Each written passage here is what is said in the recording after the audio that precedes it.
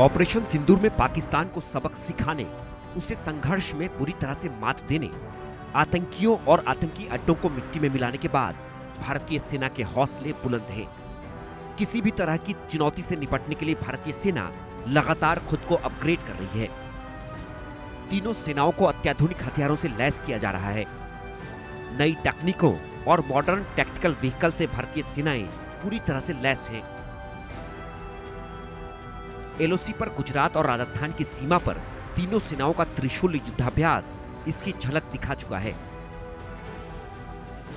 Operation सिंदूर में मुंह की खाने के बाद भी पाकिस्तान की फितरत जस की तस है। भारत के खिलाफ पाकिस्तान नई साजिशें रच रहा है।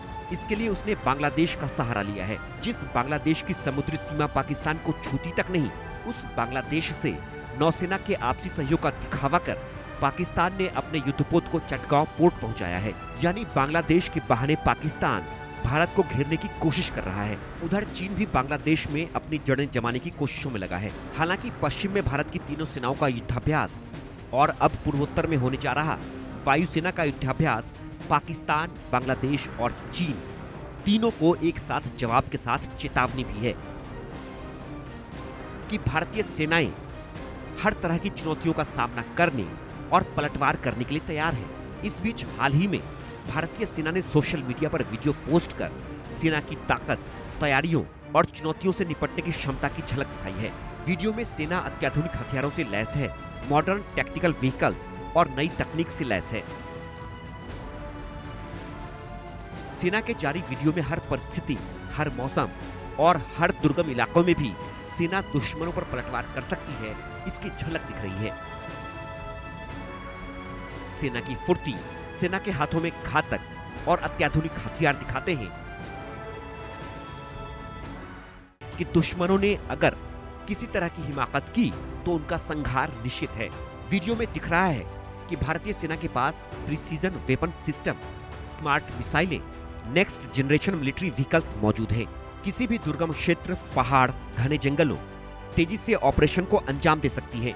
वीडियो में पुरानी चुनौतियों की तुलना में सेना के अब कहीं ज्यादा तैयार होने की बात कही गई है। वेपन सिस्टम से बेजोड़ सटीकता और मारक क्षमता मजबूत हुई है। सेना का ये हौसला, ये आत्मविश्वास दुश्मनों के हौसले पस्त करने के लिए काफी है। सिर्फ आधुनिक हथियार ही नहीं, सेना खुद को नेटवर्क टेक्नोलॉजी और आर्टिफिशियल इंटेलिजेंस के लिहाज से भी तैयार कर रही है। अब सेना के पास ऐसे सिस्टम हैं जो intelligence based operation, data analytics, smart communication network से लैस है। तेज और सटीक फैसले लेने में मदद करते हैं ये सिस्टम। ये तकनीकें जमीनी, एयर सपोर्ट, नेवी के बीच बेहतर तालमेल में सक्षम है। यानी भारतीय सेना अब तकनीकी क्रांति से भी सुसज्जित है। इन तकनीकों के लिए भारतीय सेना की विदेशों पर निर्भरता को भी कम किया जा रहा है।